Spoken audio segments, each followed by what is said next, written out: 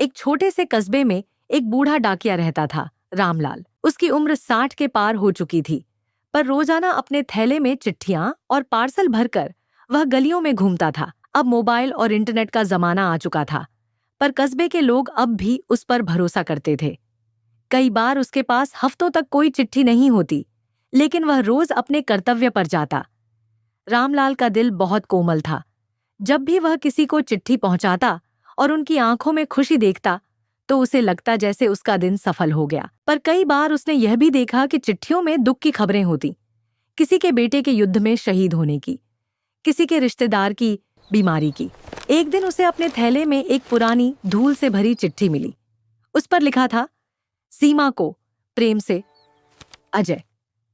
पर अजीब बात यह थी कि यह चिट्ठी कभी भेजी ही नहीं गई थी, जैसे किसी कोने में सालों से पड़ी हो। तारीख देखी तो वह 20 साल पुरानी थी।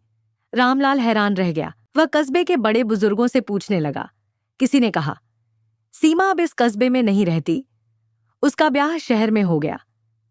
कोई बोला, अजय भी कहीं चला गया था, शायद परदेस। रामलाल ने हार नहीं मानी। छुट्टी के दिन वह सीमा के मायके पहुंचा।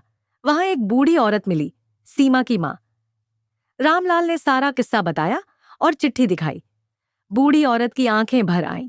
उसने कहा, बेटा, ये चिट्ठी अगर 20 साल पहले पहुंच जाती तो आज कहानी कुछ और होती। सीमा और अजय एक दूसरे से प्यार करते थे, पर उन्हें कभी इजहार करने का मौका नहीं मिला। जब अजय चिट्ठी लिख रहा होगा, तभी शायद कोई बाधा आ गई होगी।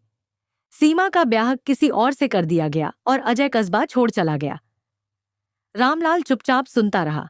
कुछ देर बाद सीमा खुद वहां आ गई। अब वह भी 50 की हो चली थी, पर आंखों में वही मासूमियत थी। जब उसने चिट्ठी पढ़ी तो उसकी आंखों से आंसू बह निकले। उसमें लिखा था, सीमा, मैंने तुझे बताने की बहुत कोशिश की, पर हिम्मत नहीं जुटा पाया। यह चिट्ठी लिखकर ही शायद सुकून मिलेगा। मैं तुझसे मोहब्बत करता हूं और चाहता हूं कि तू मेरी जीवन संगिनी बने।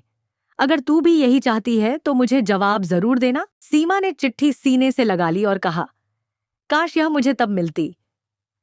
रामलाल के लिए यह क्षण भारी था। उसने महसूस किया कि कभी-कभी जिंदगी सिर्फ एक चिट्ठी की देरी से पूरी तरह बदल जाती है।